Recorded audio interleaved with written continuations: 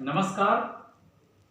मैं वैद्य Sushil Kumar Dubey, assistant professor department of क्रिया शारीर, faculty of Ayurveda, IMS BHU में वर्तमान में कार्यरत हूँ और एज एक आयुर्वेद के चिकित्सक वैद्य रूप में काशी में अपनी सेवाएं दे रहा हूँ।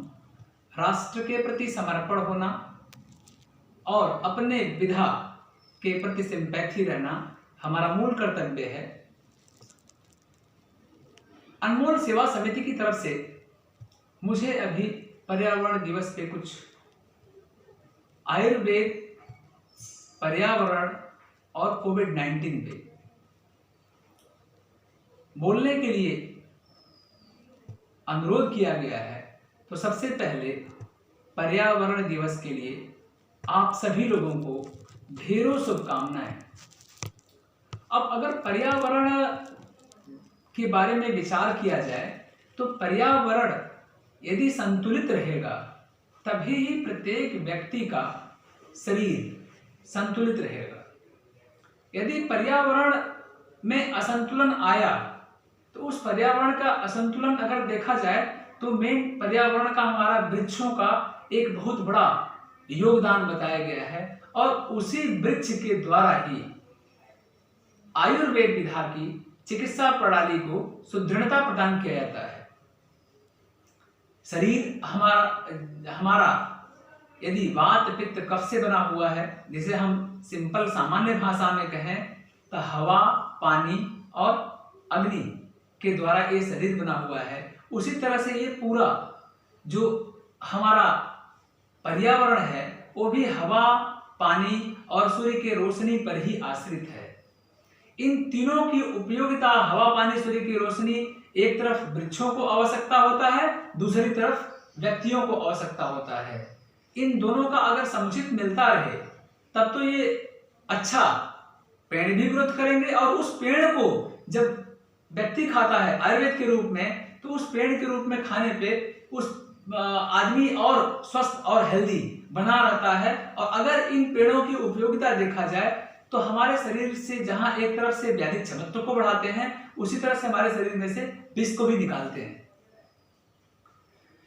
अगर जितना ज्यादा हम वृक्ष लगाएंगे उतना ही हमारा प्रदूषण मुक्त होगा पर्यावरण, और पर्यावरण अगर प्रदूषण मुक्त होगा तभी हम स्वस्थ रहेंगे। और नए नए जिस तरह से वायरस आज कोविड आया है, सार्स हुआ, कोविड हुआ, इन्फ्लुएंजा, मेनी डिफरेंट टाइप के वायरस आते जा रहे हैं, तो हम कितने वायरसों से लड़ेंगे, कितने की वैक्सीन हमारी बना पाएगी।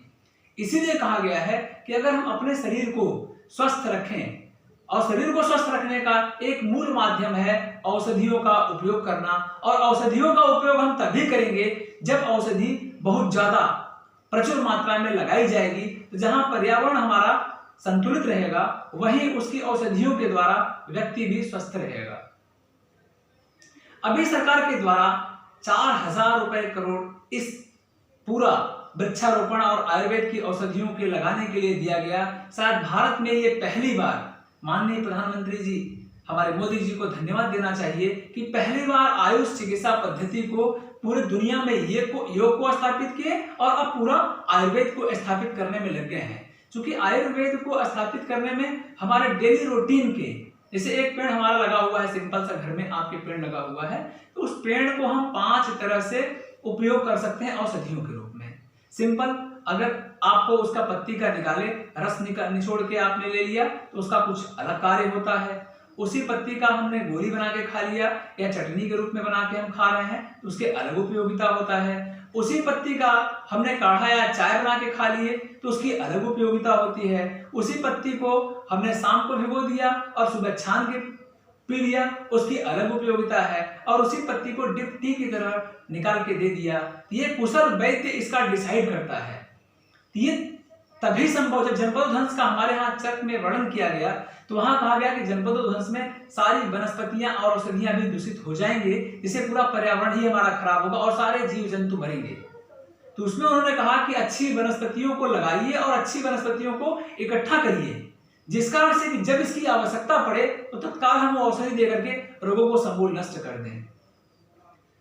इन्हीं सब विचारों के साथ में पर्यावरण हमारा तभी अच्छा रहेगा जब हम वृक्षारोपण करेंगे। वृक्षारोपण के साथ ही हम व्यक्ति के रूप में प्रत्येक व्यक्ति स्वस्थ रखने की परिकल्पना कर सकता है।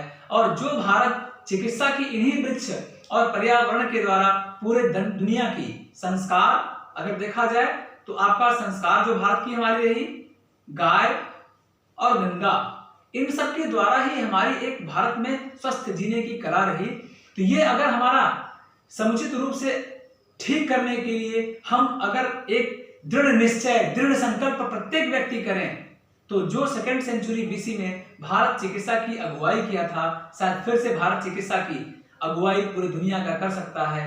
इन्हीं सब बातों के साथ अनमोल सेवा समिति को ढेर सारी शुभकामनाएं और पर्यावरण दिवस के लिए ढेर सारी बधाइयां। धन्यवाद।